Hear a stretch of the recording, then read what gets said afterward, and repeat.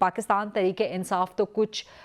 नरमी दिखाने पर आमादा हो गई है, कुछ मामलात पे वो यू टर्न लेने पे आमादा हो गई है। पीपल्स पार्टी अलबत्ता बड़ा एक सख्त मौक़िफ़ PMLN के हवाले से अडॉप्ट किए हुए है और कल खबर भी आई कि बिलावल भुट्टो की शायद वज़ीर आज़म से मुलाकात हो। आपने तरदीद कर दी, लेकिन उसके बाद फिर नायब वज़ीर आज़म से मुलाकात हुई, नायब वज़ीर आज़म की मुलाकात हुई सदर से और बिलावल भुट्टो साहब से। सो इस बात के कितने इम्कानात हैं मुर्तज़ा वहाब साहब के पीपल्स पार्टी और PTI का कोई सियासी इत्तेहाद हो सके, और क्या हुकूमत के लिए कोई ख़तरा है? पीपल्स पार्टी तो मैं समझता हूँ काफ़ी नरम है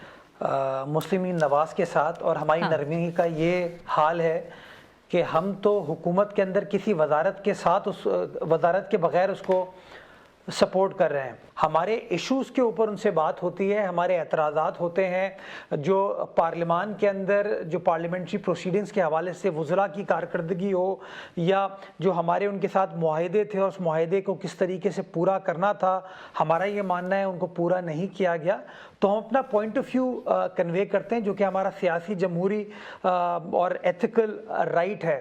बट इसका मतलब कतई तौर पर यह नहीं है कि कोई extreme situation God forbid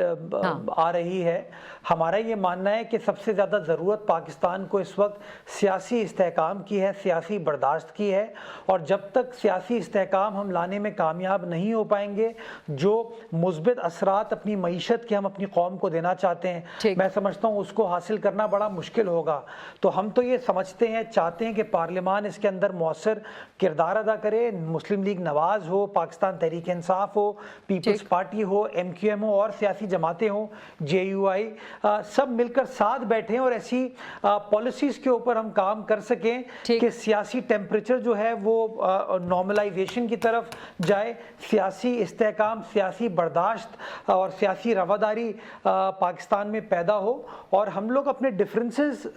convey करने के बावजूद इस मुल्क की मईशत की सिमत को आगे की तरफ ले जा पाएं। ठीक, तो गोया आप कह रहे हैं इन अ नटशेल के हुकूमत के लिए फिलहाल पीपल्स पार्टी की तरफ से कोई खतरा मौजूद नहीं है? नहीं, देखें, अगर हुकूमत ये समझती है, मुस्लिम लीग नवाज ये समझती है कि Peoples Party can be taken for granted,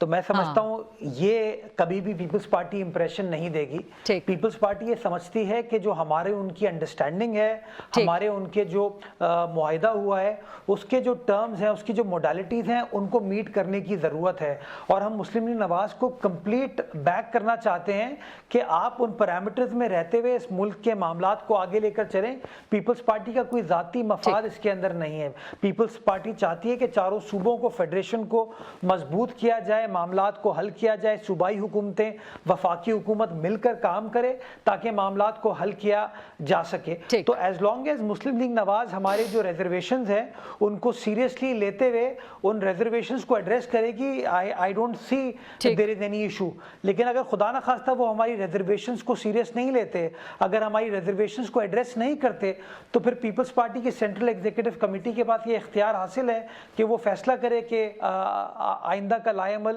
क्या हो सकता है। जी ठीक है।